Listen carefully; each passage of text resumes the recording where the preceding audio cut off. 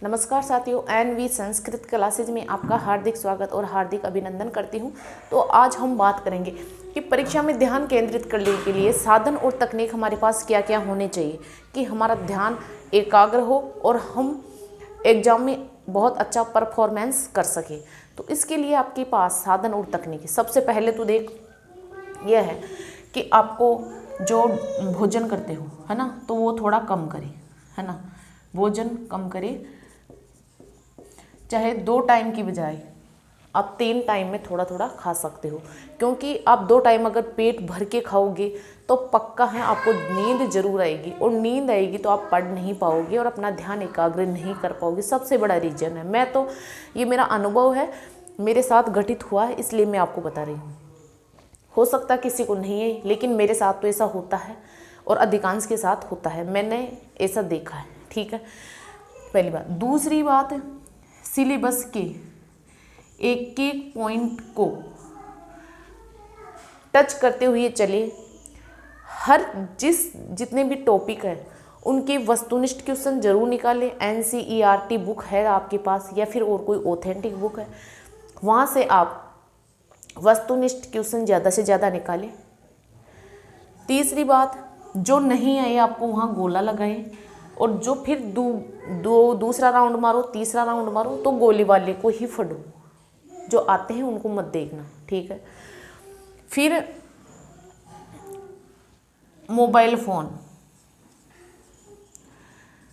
जो आपकी 10-10 घंटे की, अब आपके कई क्लासें आएगी, जो महामैराथन आएगी, बेस्ट संग्राम आएगा और फलाना ढीकड़ा, कई आपको प्रलोभन देने के लिए कई आपको वो करेंगे। 10-10 घंटे की, 20-20 घंटे की क्लासें आएगी, 5-5 घंटे, तो उन क्लासों के चक्कर में मत पड़ना, क्योंकि 5 घंटे में, 7 घंटे में या फिर 10 घंटे में आप एक सब्जेक्ट को कंप्लीट कर सकते हो। और अगर आप महामैराथन क्लास देखोगे 5 घंटे तक, तो उससे आपको कुछ ही नहीं मिलने वाला है। और 5 घंटे बैठकर आप शांति से साइकोलॉजी क्लियर कर सकते हो, आपकी भाषा प्रथम, भाषा सेकंड, या कोई सब्जेक्ट है उसको क्लियर कर सकते हो। इतनी बड़ी क्लास मत देखना,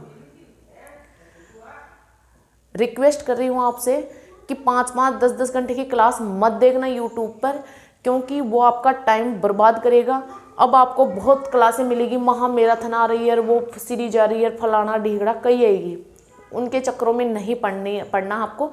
केवल जितना आपसे रिवाइज हो, बार बार रिवीजन करना चाहिए आपको, बार बार जितना आप रिवाइज करोगे उतना आपके लिए फ़ायदेमंद होगा। पुराने पेपर निकालोगे, फ़ायदेमंद रहेगा। ये नहीं है अब आप किसी टॉपिक को लेकर, मान लो आप किसी टॉपिक को लेकर बैठ गए, है ना, किसी टॉपिक को आप क्लियर करने के लिए लेकर बैठ गए, तो फिर वो टॉपिक अब क्लियर नहीं होगा, है ना। अब जो क्लियर है उसी को रिवाइज करो, जो नहीं है नहीं है, अब उसको देखने की ज़रूरत नहीं है अब, क्योंकि इतना टाइम नहीं है। किसी टॉपिक को अच्छे से क्लियर करते हैं 6-7 महीने पहले, है ना। अब तो आपको ज़्यादा से ज़्यादा ऑब्जेक्टिव क्वेश्चन निकालने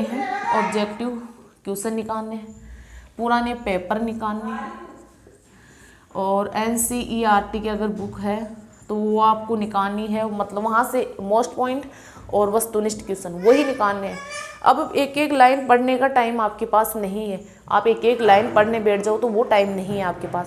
आप 20 दिन में जितना रिवाइज कर लोगे फटा हुआ, बस वही मायने रखता है।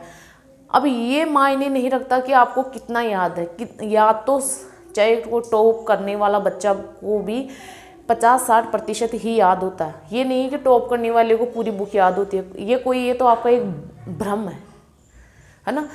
जितनी बार अगर आप अपनी नज़र के सामने से भी किसी पॉइंट को, टॉपिक को 5 या 6 बार निकाल दोगे, तो फिर वही अगर एग्जाम में क्वेश्चन आ जाता है तो उसको आप तुक्का मार के भी सही कर सकते हो, है ना। तो आप तो सिलेबस आपके सामने होना चाहिए, है ना, सिलेबस आपके सामने होना चाहिए, हर पॉइंट। अब चाहे दिन में आप 4 पार्ट कर लो, यानी साइकोलॉजी ले लो सुबह सुबह, फिर भाषा प्रथम ले लो 9-10 बजे, फिर भाषा द्वितीय ले लो आप 3-4 बजे, और फिर आपका जो विद्यालयी विषय है वो आप रात में ले सकते हो। ऐसा करोगे तो भी आप 20 दिन में बहुत कुछ कर लोगे, है ना। अब टॉपिक क्लियर करने का समय नहीं है, आप अपना कीमती समय उसमें मत गंवाना। बस जितना रिवाइज कर सको, जितना ऑब्जेक्टिव क्वेश्चन निकाल सको, जितना पुराने पेपर निकाल सको वो निकालना, वो आपके लिए बेस्ट साबित होगा और आप रीट क्लियर कर लोगे, है ना, रीट क्लियर कर लोगे। बस ये आपके लिए बहुत मतलब कि बेस्ट साधन और तकनीक है, यानी परीक्षा में ध्यान केंद्रित करने का और कोई मतलब नहीं है। ये नहीं कि आप वो शोध करने बैठ जाओ, अब शोध करने का टाइम नहीं है। तो मिलते हैं अगली क्लास में। जय हिंद, जय भारत।